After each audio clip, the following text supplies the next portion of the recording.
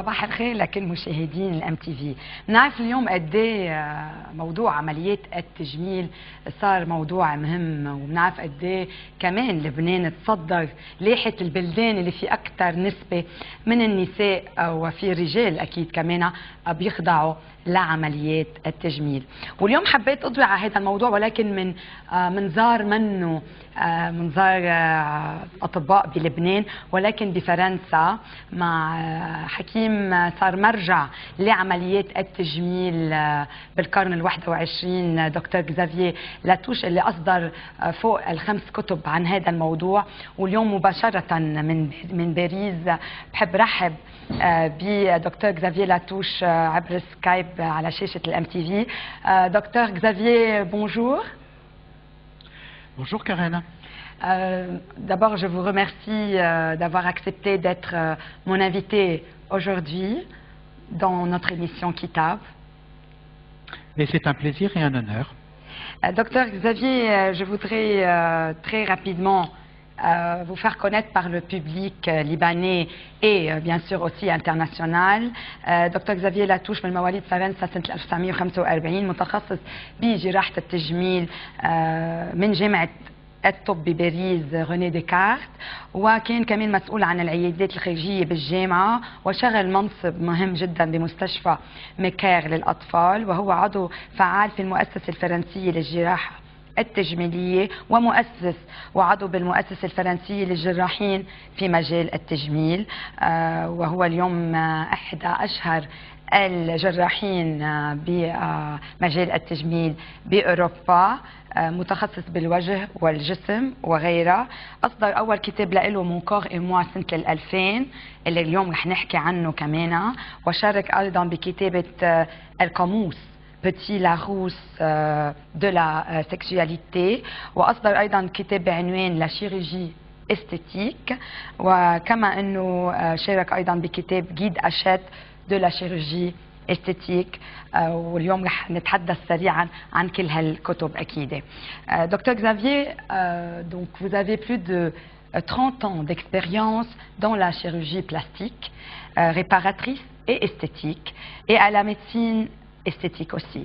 Quelle est la différence entre la chirurgie plastique et les deux autres, et quelle est la différence entre la chirurgie esthétique et la médecine esthétique qui aujourd'hui est à la portée de tout le monde? Alors, la différence entre la chirurgie réparatrice et la chirurgie esthétique tient à la normalité. Lorsqu'on a une anomalie acquise par un accident ou par une maladie, une brûlure, on va réparer les dégâts qui ont été faits par cet accident. C'est donc de la chirurgie réparatrice. Refaire un sein qui a été opéré après un cancer, c'est de la chirurgie réparatrice. Par contre, la chirurgie esthétique, c'est la recherche d'une autre normalité. Si votre nez ne vous plaît pas, vous pouvez en changer la forme chirurgicalement, mais il est normal. Simplement, il ne vous plaît pas, il ne vous convient pas. Si vos seins sont trop petits, c'est normal, mais vous voudrez qu'ils soient plus gros. Et à ce moment-là, c'est de la chirurgie esthétique. Oui. Donc, la chirurgie réparatrice, c'est la restauration de la normalité, et la chirurgie esthétique, c'est la recherche d'une autre normalité. Et donc, la médecine esthétique, c'est quand on n'utilise pas le bistouri, c'est ça? Voilà, ce sont des techniques qui sont dites micro-invasives, c'est-à-dire qu'on ne veut pas aller au-delà de techniques utilisant une aiguille ou une petite canule. La différence également tient au fait que la médecine esthétique donne des résultats qu'il faut renouveler, donc des résultats temporaires, alors que la chirurgie esthétique va obtenir des résultats avec une certaine permanence. J'ai compris. durable. اكزاكتومون، عم بسألوا شو الفرق اكيد بين الجراحة التجميلية او الوسائل اللي بيستعملوها بس بدون ما يكون في اي عملية. هيدا الفرق كبير، لانه مثل ما بدنا نقول البوتوكس او غيرها هن او الليفتنج كمان هن امور ما بتعوز جراحة كبيرة مثل ما الجراحة اللي بيستعملوها لنقول للانف او غير اعضاء بالجسم. ولكن كمان عم بيقول شو الفرق بين الشيروجي بلاستيك والريباراتريس. الريباراتريس هي وقت واحد عم بيصحح شيء منه طبيعي. اذا واحد عنده تنقول عنده عم بيحكي بالكتاب عن شاب اجى عنده 6 اصابع، يعني اكيد هون بيعمل عمليه ولكن هيدي بتكون تيصحح شيء يرجع الى الطبيعي. الشيروجي بلاستيك الجراحه التجميليه هي وقت يكون واحد عنده ما عنده شيء مش طبيعي غير طبيعي بيجي بحاله، ولكن بحب يغيره، بحب يكون عنده منخار اجمل، بحب يكون عنده عيون يمكن فورمتهم غير، هيدي هون بيكون بنطاق الشيروجي بلاستيك. Docteur Xavier, depuis quand la chirurgie esthétique, d'après vous, a pris vraiment de l'ampleur? Il n'y a pas très longtemps, n'est-ce pas? On peut considérer que les prémices de la chirurgie esthétique ont commencé après la Deuxième Guerre mondiale. Bien que des tentatives aient été faites depuis beaucoup plus longtemps, on en trouve des traces au début du XXe siècle, au XIXe siècle, on en trouve les traces les plus lointaines chez les Égyptiens, qui, après les guerres, refaisaient les nez qui avaient été écrasés par des coups de masse et qui les empêchaient de respirer.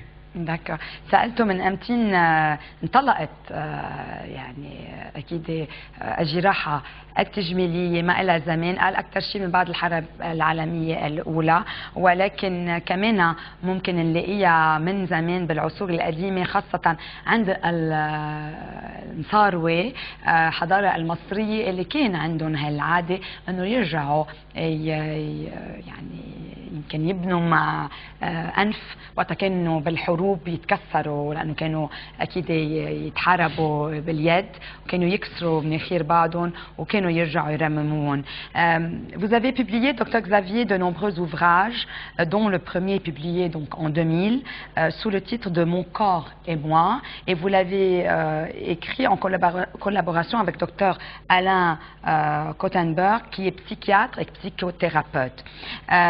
Et vous soulignez le fait qu'il se doit aux chirurgiens de soulager ce que vous appelez la souffrance chez le patient.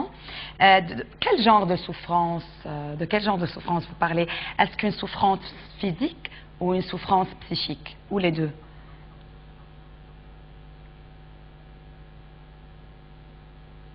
Docteur Xavier?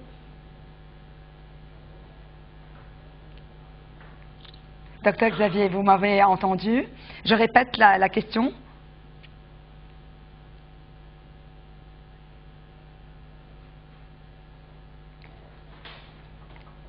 La connexion Internet qui n'est pas bonne.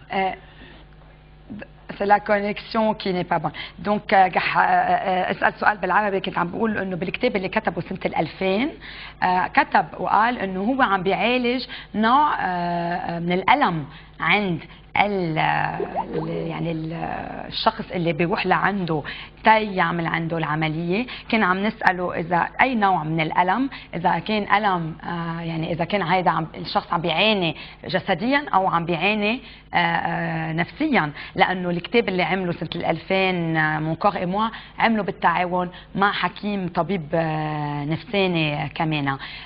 كنت بدي اشوف اذا رجعت الكونكسيون لانه بتصور راحت. لكن هو بالكتاب اللي بحب اقول انه بالمون كور اي موا بيشدد دكتور كزافييه قد ايه في يعني علاقه ما بين الناس اللي بتجي تطلب انها تغير شيء بجسدها، كمان قد ايه بتكون عم بتعاني نفسيا، وبيفكر هون كمان قد ايه لازم يكون في، اكيد مش كلهم اكيد، ملاحقه بالناحية النفسية كمان. لكن لنكون نطرنا انه ترجع يمكن الكونكسيون، انا هلا بنطر يقولوا لي كتب كتابين غير دكتور زافييه، انا رح اسبق تما اخذ كثير وقت بالترجمه. فينا نقول انه بيقول بالكتاب تبعه قد ايه نسبه الرجال وقد ايه نسبه النساء، وهلا رح نلتفت انه الرجال منهم قليل اللي بيجوا كمان عنده يعني وبيطلبوا انه يتغير شيء عندهم. بعدين بيقول هو انه عنده نظره كمان ثانيه، انه الحكيم لازم يعرف يقول انه لا انا اليوم ما في كمل يعني اقبل معك يا يعني يا مسيو او يا مدام، اذا بدك تغيري شيء بحالك في ايام بيعرف يقول لا، ورح يقول لنا هو هلا ليه بيقول لا وباي يعني باي اكيد يعني ليه بده يرفض انه يعمل العمليه، لانه اكيد في ايام مهمه ما بيقدر يكمل، بيكون اكيد الشخص بده معينه عند طبيب النفساني تيقدر يكمل كمان. والحلو كثير انه كتبه لاكزافييه لاتوش موجودين بكل مكتبات بلبنان. رح ارجع واعيد انه مون كور اي موا، لا شيرurgie esthétique، le petit Larousse de la sexualité، guide Hachette de la chirurgie esthétique. كتب موجودة كمان بمكاتب بلبنان اللي بيحب كمان، وبتصور انه عم بيقطع الويب سايت كمان. ما بعرف ليه ما رجعت الكونكسيون كمان.